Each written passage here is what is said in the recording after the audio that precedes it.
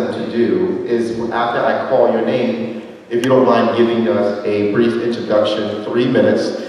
Our timekeeper, Mr. Johnson, who is a proud U.S. military veteran, will stop you. I can't determine what tactics he will use to stop you, but he is going to stop you. So we're going to start with Zach Mullock, who is going to give us a brief introduction as he prepares to share why he is a candidate for this seat. Test, test. I think it's on. Don't start my timer yet. I got you. You all right. Well, Christian, councilman, pastor, brother, thank you all for being here tonight. Thank you for having me. I really appreciate it. I'll start out with this. I'm a proud NAACP member and have been for many years. I was happy to join you at the Freedom Gala a few weeks back and actually attend our Freedom Gala in Cape May County, I think the last 5 years. And I'll just tell you a little bit about myself. My name is Zach Mullock. I'm mayor of Cape May, and I've been mayor for the last 6 years, been on city council for the last 8. I have 3 kids, 12, 10, and 7, and my wonderful wife and I are raising our kids here in South Jersey. I'm proud to tell you a little bit about myself in the community. In the community, we helped build the Harriet Tubman Museum. That's something I'm really proud of. For 2 years, I was the volunteer contractor to build the Harriet Tubman Museum in Cape May. I've been on the Atlantic Cape Community College Foundation Board for the last 10 years. And just last Monday, we were here in Atlantic County. We gave away 50 scholarships for people that are trying to better themselves, better their education, and have an equal opportunity. And that's something, I just got to tell you, is so inspiring when you're in that room with young students furthering their education and bettering themselves right here in our community. I've been on the Cape May Point Arts and Science Center board for the last several years and helped found the Cape May Point Arts and Science Center. As mayor, we've done a ton of projects. I won't go through the long list of them, but we built a firehouse, we're building a police station, we're building a seawall, we're going to be building a desalinization plant. We've done a theater at the AME Church in Cape May that had caught fire that we turned into a community theater. And we turned the Franklin Street School into the library. I tell you all these things just to tell you a little about what we've done in the city of Cape May. We've done all those projects without a tax increase for the last 7 years.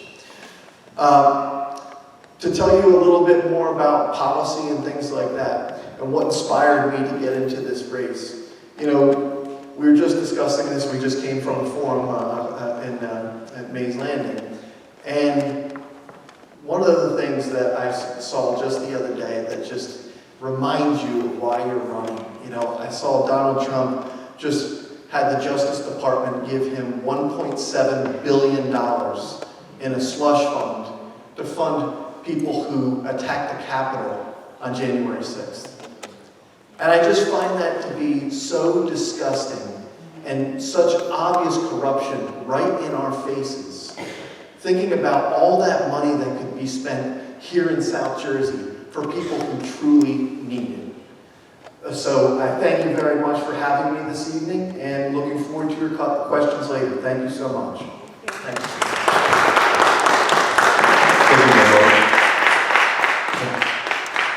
Next up, we have Tim Alexander.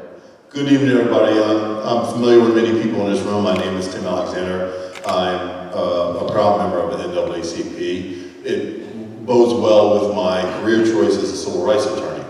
A little bit about myself. I lived in Galloway Township now for about 35 years. Prior to that, we lived in Mays Landing, and of course, I grew up and went to high school in Vineland, New Jersey. This is my district. This is my home. My wife is from Salem County. We never, let me rephrase this. This is my third run for Congress. It'll be the second time if you so choose on June 2nd to put me up against Jeff Andrew. And I don't take that lightly. I don't take anybody's vote lightly. This is something that I wasn't really keen to do until Donald Trump and his sycophant, Jeff Andrew, voted and passed the one big ugly bill. And that bill devastates our community, devastates on a daily basis our community with the cuts to SNAP and the Affordable Care Act subsidies and the health care, Medicaid expansion. And in fact, that was the catalyst. My daughter was a police officer, following my tracks. I'm 27 years in law enforcement. She became a police officer over in Camden, was on a job, was in a very unsanitary situation. She contracted a virus as a result. She's 31, healthy girl. Ultimately, this virus attacked her heart. And over the course of a few years, she went from being a strong viral law enforcement officer to needing a heart transplant. So her mom and I were covering her bills, her expenses, but we couldn't afford her health insurance, so she had to go on Medicaid since she had to step down from her job. Medicaid did her right. She was in a hospital here in Jersey, she was getting treatment, but it wasn't moving fast enough. So we got her shipped over to UPenn. There, they got her on the transplant list in 4 days, and everything was moving forward. We get the word from the finance department that, listen, we're not going to cover this because she's from Jersey. Pennsylvania doesn't count. It's $2.7 million for the procedure, and the aftercare is a little bit more. How are you going to pay for this? So my wife and I spent the night trying to figure this out. What are we going to do? The next day, my wife was able to find a provision in Medicaid that says if you're 35 miles away from the closest hospital that could do the procedure, you can go out of state. And that's how my daughter got the surgery. That's how my daughter got the opportunity to go back to school and become an RN, and she's a nurse in Einstein up in North Philly right now. This is so important because the one big ugly bill closed that. It did away with it. The expansion is gone. The opportunities that my daughter received are gone. You get the choice of medical bankruptcy or death if you can't go somewhere you need. So that was my catapult back into this race. I have the name recognition. I have the brand. We're adding to that. I've earned 95,000 votes the last time I met with Van Drew. So we just got to take it and close the deal. Thank you.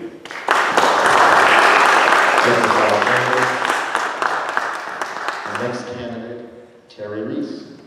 Hi, thank you. Thank you everyone for coming out tonight and for all of you that are watching and listening live.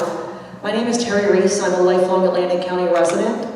I'm a single mom of 2 adult children. My daughter has struggled with significant mental and behavioral health issues for over 20 years, and I've been her advocate, not only for her health care, but also for education so that she could go through school.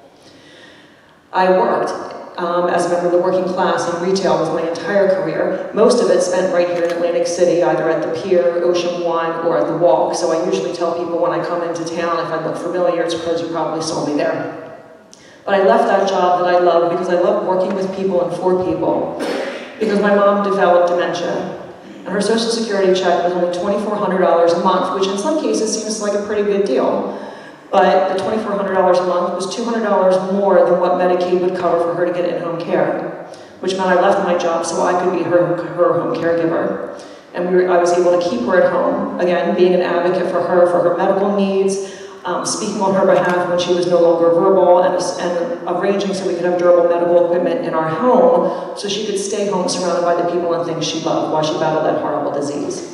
I transitioned into a career in tech, working with different tech startups, not only using my customer service skills, but because I love technology,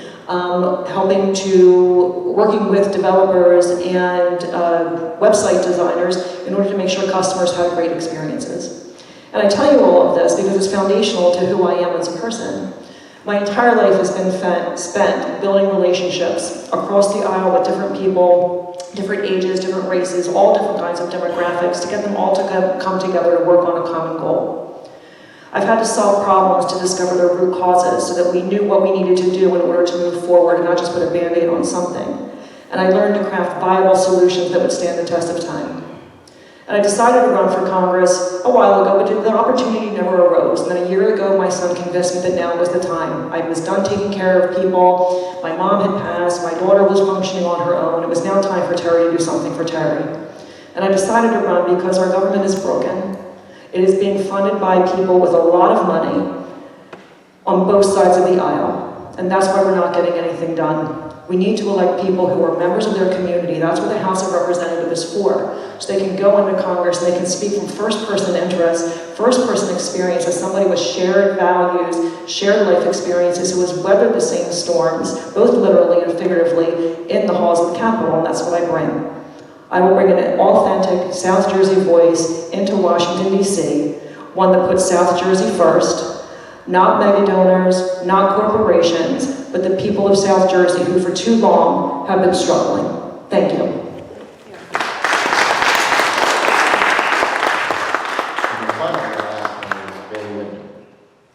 Thank you so much to all of you for being here tonight. Thank you, President Shabazz. Thank you, Christian and the NAACP.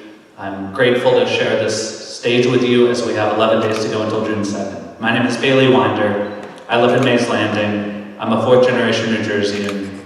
My career has been about public service. My grandparents were in the military, the State Department, and the CIA. I took my first oath of the Constitution working at the State Department on Iran policy.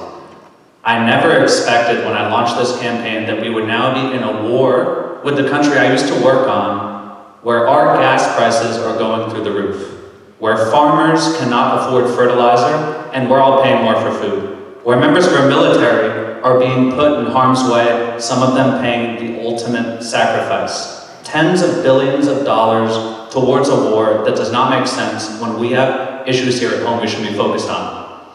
I was an advisor to the FBI.